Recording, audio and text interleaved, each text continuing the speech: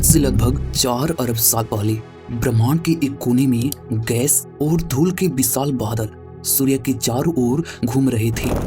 इन्हीं धूल और गैसों के कणों ने धीरे धीरे आपस में टकराकर एक ठोस आकार लेना शुरू किया। यही प्रक्रिया आगे चलकर गैसों के निर्माण का कारण बनी और इसी से जन्म हुआ हमारा पृथ्वी का।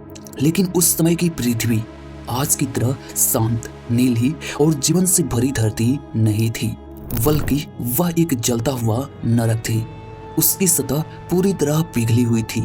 चारों ओर आग, लावा और विनाश का ही राज था। उस शुरुआती पृथ्वी पर लगातार ज्वालामुखी विस्फोट हो रहे थे। आसमान से विशाल विशाल उल्कापिंड गिरते थे जो धरती से टकराकर पूरे ग्रह को हिला देते थे। हर टक्कर के साथ धरती की सतह फिर से पिघल जाती थी।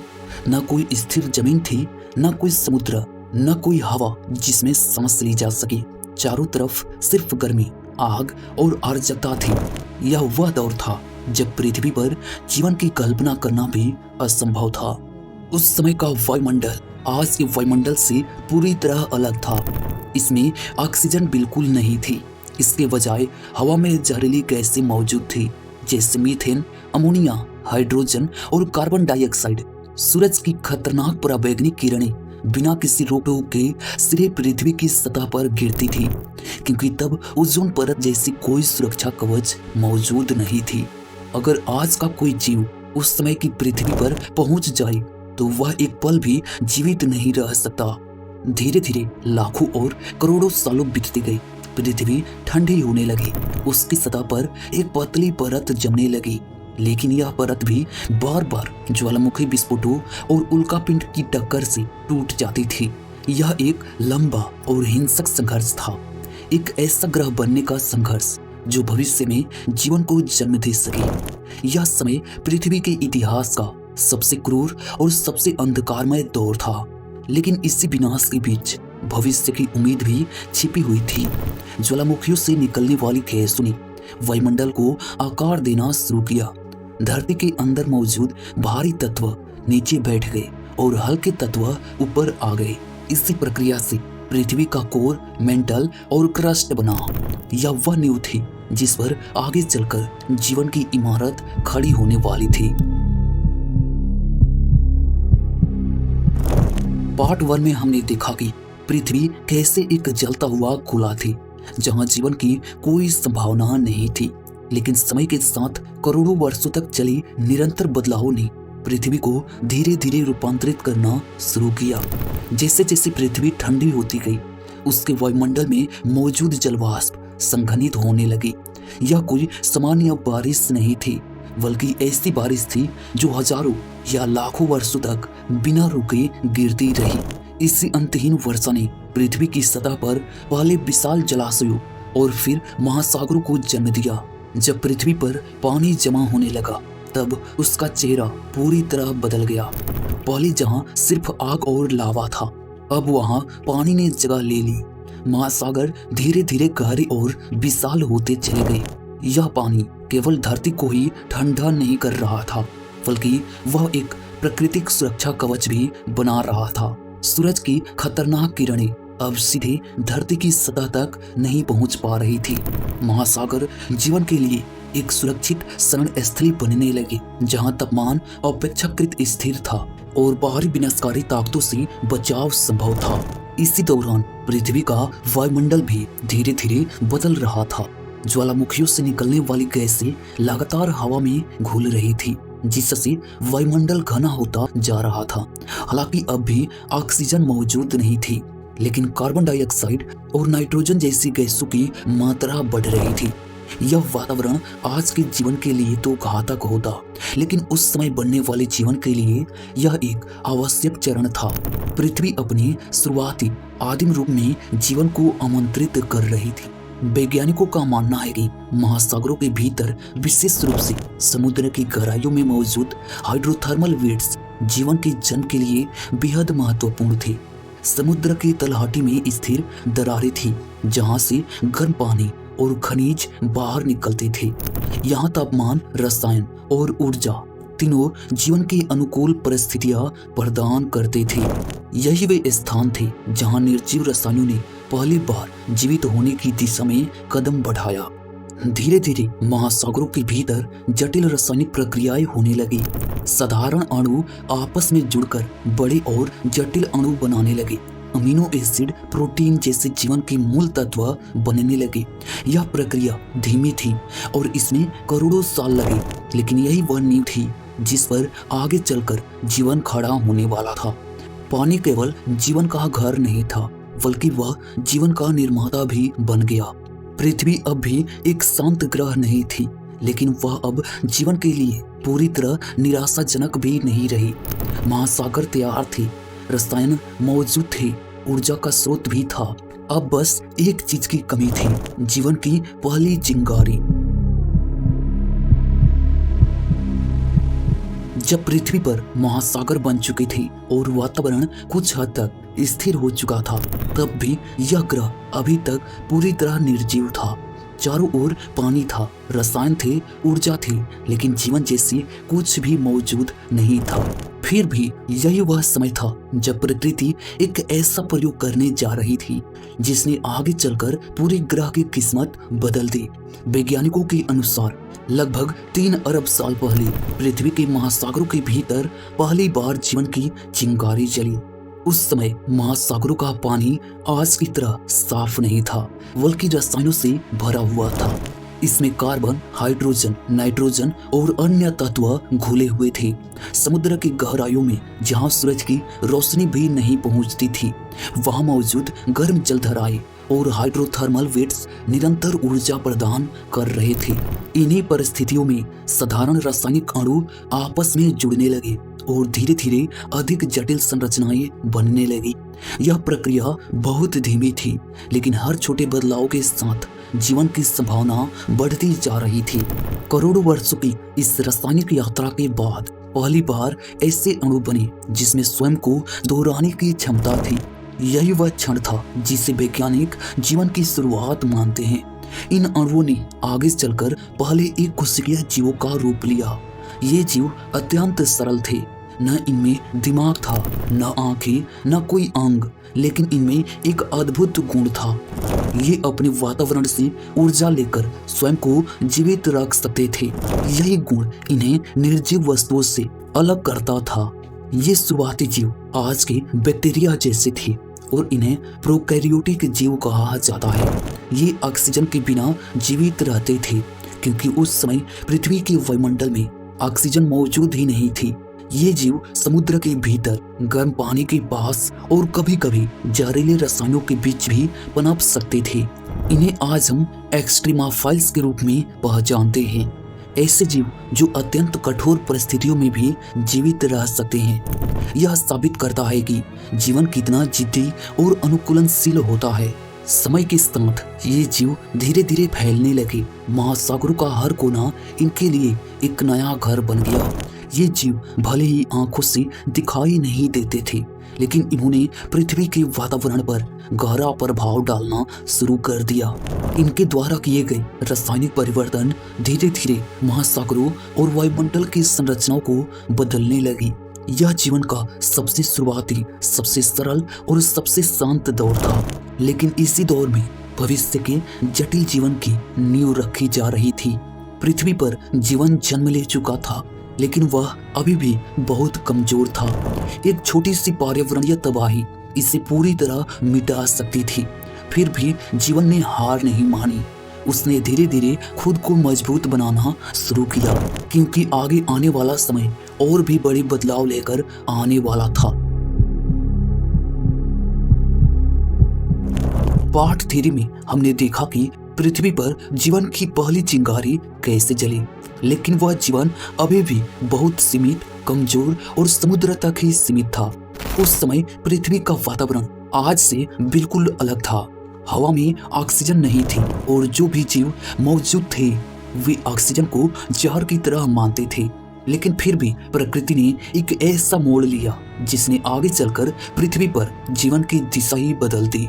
लगभग 2.8 अरब साल पहले महासागरों में एक विशेष प्रकार के सूक्ष्म जीव विकसित हुए। जिन्हें आज हम साइनोबैक्टीरिया के नाम से जानते हैं। ये जीव देखने में साधारण थे, लेकिन इनके भीतर एक असाधारण क्षमता थी। ये सूर्य की रोशनी का उपयोग करके भोजन बना सकते थे। इस प्रक्रिया को प्रकाश संश्लेषण कहा जाता है। इस प्रक्रिया के दौरान एक गैस निकलती थी जिसे आज हम जीवन के लिए सबसे आवश्यक मानते हैं, ऑक्सीजन। शुरुआत में साइनोबैक्टीरिया द्वारा छोड़ी गई ऑक्सीजन महासागरों में मौजूद लोहे और अन्य तत्वों के साथ प्रतिक्रिया करके खत्म हो जाती थी। यही कारण है कि लंबे समय तक वायुमंडल में ऑक्सीजन जमा नहीं हो पाई। लेकिन करोड़ों वर्षों तक लगातार चलती इस प्रक्रिया के बाद महासागर अब ऑक्सीजन को पूरी तरह अवशोषित नहीं कर पाए। धीरे धीरे ऑक्सीजन पानी से निकलकर वायुमंडल में जमा होने लगी। यह पृथ्वी के इतिहास का सबसे बड़ा और सबसे निर्णायक परिवर्तन था। लगभग 2.4 अरब साल पहले पृथ्वी पर हुई महान ऑक्सीकरण घटना। यह घटना कई जीवों के लिए विनाशकारी साबित हुई। जो जीव ऑक्सीजन के बिना जीवित रहते थे वे बड़ी संख्या में नष्ट हो गए। यह पृथ्वी का पहला महाविलुप्ति माना जाता है, लेकिन इसी विनाश के बीच नए अवसर भी जन्म ले रहे थे। ऑक्सीजन ने अधिक ऊर्जा देने वाली जैविक प्रतिक्रियाओं को संभव बनाया, जिससे जीवन पहले से कहीं अधिक जटिल बनने लगा। ऑक्सीजन के बढ़ने से पृथ्वी के चारों ओर एक अदृश्य सुरक्षा कवच भी बनने लगा, ओजोन परत। इस परत ने सूर्य की खतरनाक पराबैंगनी किरणों को रोकना शुरू किया। अब जीवन के लिए महासागरों की गहराई में छिपे रहना जरूरी नहीं था। पृथ्वी धीरे धीरे एक ऐसे ग्रह में बदल रही थी जहां जीवन न सिर्फ जीवित रह सकता था बल्कि विकसित भी हो सकता था। पृथ्वी पर जीवन एक नए युग में प्रवेश कर चुका था। वह अब सिर्फ जीवित रहने की लड़ाई नहीं लड़ रहा था, बल्कि वह आगे बढ़ने और जटिल बनने की तैयारी कर रहा था। एक छोटे से जीव द्वारा पैदा की गई ऑक्सीजन ने पूरी पृथ्वी की कहानी बदल दी थी, और यह बदलाव अब वापस नहीं लिया जा सकता था। ऑक्सीजन क्रांति के बाद पृथ्वी पर जीवन पूरी तरह बदल चुका था। वातावरण में ऑक्सीजन की मौजूदगी ने जीवों को पहले से कहीं अधिक ऊर्जा प्राप्त करने का अवसर दिया। अब जीवन सिर्फ जीवित रहने तक सीमित नहीं था, बल्कि वह धीरे धीरे अधिक जटिल बनने की दिशा में बढ़ रहा था। इसी दौर में जीवन ने एक ऐसा कदम उठाया जिसने आगे चलकर पौधों, जानवरों और अंत में इंसानों के अस्तित्व की नींव रखी। लगभग 2 अरब साल पहले पृथ्वी पर पहली बार यूकैरियोटिक कोशिकाएं विकसित हुई। ये कोशिकाएं पहले के प्रोकैरियोटिक जीवों से बहुत अलग थी। इनमें एक स्पष्ट नाभिक था जिसमें आनुवंशिक जानकारी सुरक्षित रहती थी, और साथ ही कई विशेष अंगक भी मौजूद थे जो कोशिका के भीतर अलग अलग कार्य करते थे। वैज्ञानिक मानते हैं कि यह विकास एंडोसिम्बायोसिस सिद्धांत के कारण संभव हुआ है, जिसमें एक कोशिका ने दूसरी कोशिका को अपने भीतर समाहित कर लिया और दोनों ने मिलकर जीवित रहना सीख लिया। यूकैरियोटिक कोशिकाओं के बनने के बाद जीवन ने एक और बड़ा कदम उठाया, बहुकोशिकीय जीवन की ओर।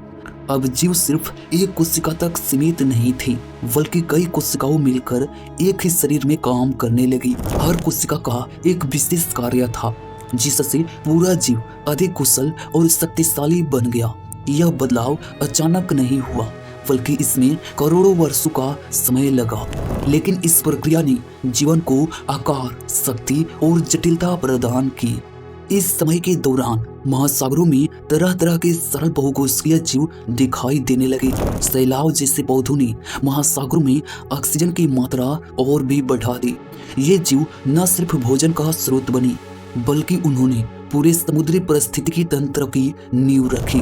अब महासागर सिर्फ जीवन का घर नहीं थे, बल्कि वे जीवन की विविधता से भरने लगे थे। जैसे जैसे बहुकोशिकीय जीव विकसित होते गए, उनमें संवेदनशीलता और प्रतिक्रिया की क्षमता भी बढ़ती गई। कुछ जीव अपने वातावरण के अनुसार गति करने लगे, तो कुछ ने अपने आसपास की परिस्थितियों को पहचानना सीख लिया। यह वह दौर था जब जीवन ने पहली बार अनुभव करना शुरू किया यही से आगे चलकर तंत्रिका तंत्र, इंद्रिया और व्यवहार जैसी जटिल प्रणालियों का विकास संभव हुआ। पृथ्वी पर जीवन अब सिर्फ सूक्ष्म जीवों तक सीमित नहीं रहा था। समुद्रों में विविध और जटिल जीवन मौजूद था, जो भविष्य में और भी बड़े बदलावों का संकेत दे रहा था। यह शांत बदलाव था, लेकिन इसके प्रभाव आने वाले करोड़ों वर्षों तक महसूस किए जाने वाले थे। करोड़ों वर्षों तक जीवन केवल महासागरों तक ही सीमित रहा। समुद्र जीवन के लिए सुरक्षित था। वहां पानी था, भोजन था और सूर्य की खतरनाक किरणों से बचाव भी था। लेकिन जैसे जैसे जीवन अधिक जटिल और शक्तिशाली होता गया, महासागर उसके लिए छोटे पड़ने लगे। जीवन के सामने एक नई चुनौती और एक नया अवसर था। जमीन पर कदम रखना यह पृथ्वी के इतिहास की सबसे जोखिम भरी और सबसे साहसी यात्रा थी। लगभग 50 करोड़ साल पहले महासागरों में रहने वाले कुछ जीवों ने ऐसे गुण विकसित करने शुरू किए जो उन्हें उथले पानी में जीवित रहने में मदद करते थे। कुछ मछलियों के पंख मजबूत होने लगे, जिससे वे समुद्र तल पर खुद को सहारा दे सके। धीरे धीरे यही पंख आगे चलकर पैरों में बदलने लगे। साथ ही फेफड़ों जैसी संरचनाएं विकसित हुई, जो पानी की बाहर भी सांस लेने में सक्षम थी। यह परिवर्तन अचानक नहीं हुआ, बल्कि करोड़ों वर्षों के छोटे छोटे बदलावों का परिणाम था। सबसे पहले जमीन पर आने वाले जीव पौधे थे। शैवाल जैसे समुद्री पौधे धीरे धीरे तटों पर फैलने लगे। जमीन पर आकर उन्होंने मिट्टी को स्थिर किया, वातावरण में ऑक्सीजन की मात्रा बढ़ाई और आगे आने वाले जीवों के लिए भोजन और आश्रय तैयार किया। पौधों के बिना जमीन पर जीवन की कल्पना भी नहीं की जा सकती। उन्होंने पृथ्वी की सतह को हरा और जीवित बनाना शुरू किया। पौधों के बाद कीट और छोटे जीव जमीन पर आए। इसके शरीर हल्के थे और वे कम पानी में भी जीवित रह सकते थे। धीरे धीरे उभयचर जीव विकसित हुए, जो पानी और जमीन दोनों पर रह सकते थे। यही जीव आगे चलकर सरीसृपों और फिर स्तनधारियों और पक्षियों के पूर्वज बने। जमीन पर जीवन ने नए प्रकार की चुनौतियां पेश की, गुरुत्वाकर्षण, सूखापन और तापमान में बदलाव। लेकिन जीवन ने इन सभी चुनौतियों के अनुसार खुद को ढाल लिया। जमीन पर आने के साथ ही जीवन में विविधता का विस्फोट हुआ। जंगल बने, पारिस्थितिक तंत्र विकसित हुए और शिकारी तथा शिकार के बीच संतुलन स्थापित हुआ। यह दौर जीवन के लिए संघर्ष से भरा था, लेकिन इसी संघर्ष ने उसे और अधिक मजबूत और बुद्धिमान बनाया। जीवन अब हर दिशा में फैलने लगा, पहाड़ों पर, रेगिस्तानों में और ठंडे इलाकों में भी।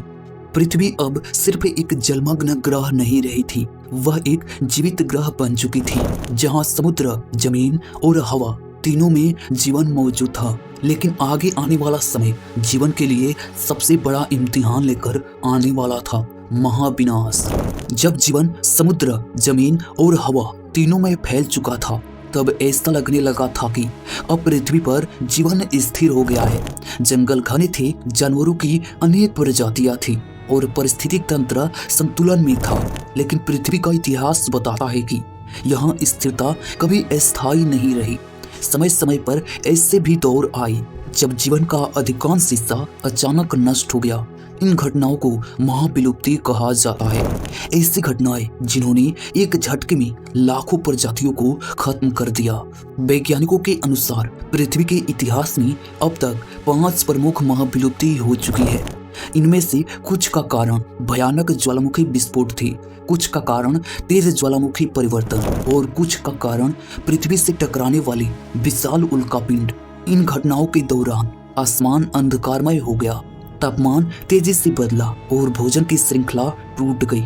जो जीव इन बदलावों के अनुकूल नहीं हो पाए, वे धीरे धीरे या अचानक पूरी तरह विलुप्त हो गए।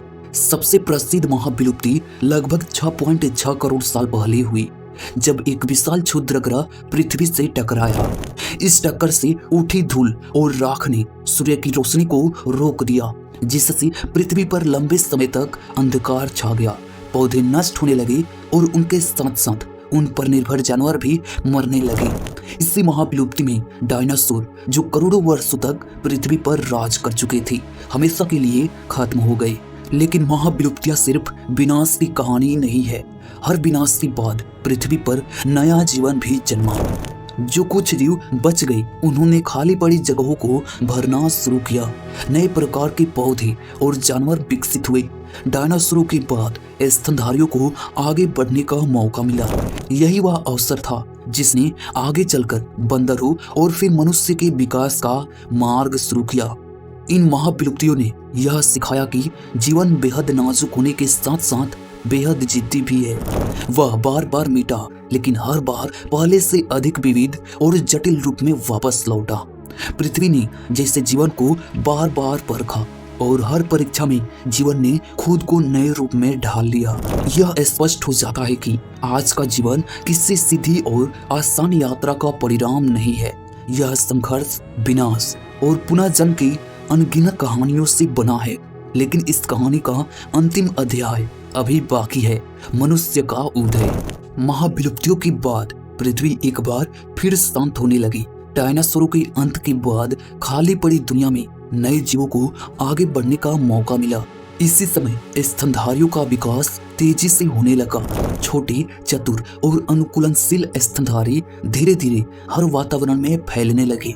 जंगलों में रहने वाले कुछ प्राणी पेड़ों पर चढ़ने लगे। उनके हाथ अधिक लचीले हुए और उनकी आंखें आगे की ओर आ गई। यही प्राणी आगे चलकर प्राइमेट्स बने और यहीं से मनुष्य की कहानी शुरू होती है। लगभग 60 लाख साल पहले अफ्रीका में मनुष्य के प्रारंभिक पूर्वज दो पैरों पर चलने लगे। दो पैरों पर चलना केवल चलने का तरीका नहीं था, बल्कि यह एक क्रांतिकारी परिवर्तन था। इससे हाथ मुक्त हो गए और हाथों ने औजार पकड़ना शुरू किया। धीरे धीरे मस्तिष्क का आकार बढ़ने लगा। सोचने और याद रखने की क्षमता विकसित हुई। आग का उपयोग, भाषा की शुरुआत और सामाजिक जीवन ने मनुष्य को अन्य जीवों से अलग बना दिया। अब जीवन सिर्फ अनुकूलन नहीं कर रहा था, वह सोच भी रहा था। हजारों वर्षों के भीतर मनुष्य शिकारी से किसान बना। उसने खेती शुरू की, गांव बसाए और सभ्यताओं की नींव रखी। नदियों के किनारे शहर बने, विज्ञान और कला का विकास हुआ। पहली बार पृथ्वी पर ऐसा जीव मौजूद था जो न केवल प्रकृति का हिस्सा था, बल्कि उसे बदलने की शक्ति भी रखता था। लेकिन यही शक्ति आगे चलकर सबसे बड़ा खतरा भी बनने वाली थी।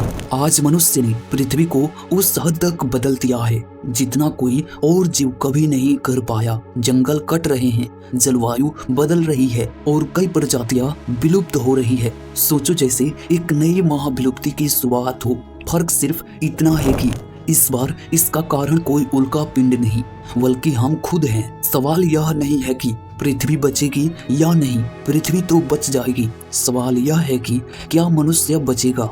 एक जलते हुए गोले से लेकर सोचने वाले जीव तक की यह कहानी हमें एक सच्चाई सिखाती है। जीवन हमेशा रास्ता खोज लेता है, लेकिन हर बार वही रूप नहीं बचता। पृथ्वी ने जीवन को जन्म दिया और जीवन ने अब पृथ्वी को अपने भविष्य के फैसले हमारे हाथों में सौंप दिया।